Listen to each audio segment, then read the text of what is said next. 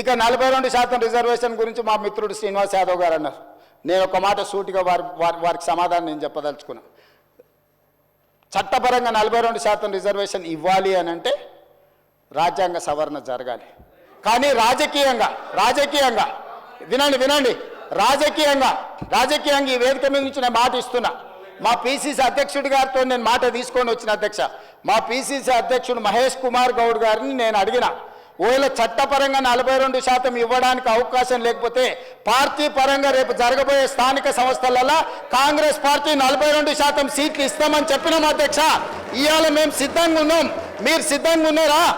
నేను ఇవాళ సూటిగా అడుగుతున్న బీఆర్ఎస్ను బీజేపీని, మా పార్టీ 42% రేపు జరగబోయే స్థానిక సంస్థల ఎన్నికలల్లో 42% సీట్లు మా పార్టీ ఇస్తుంది.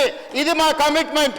మీ రెండు పార్టీలను నేను సవాలు విసురుతున్నా, మీరు రాండి, ఈ వేదిక మీద నుంచి మాట ఇవ్వండి, 42% ఇద్దాం. చట్టాన్ని సవరించే చట్టంలో ప్రొవిజన్ వచ్చినప్పుడు చట్ట ప్రకారం ఇద్దాం.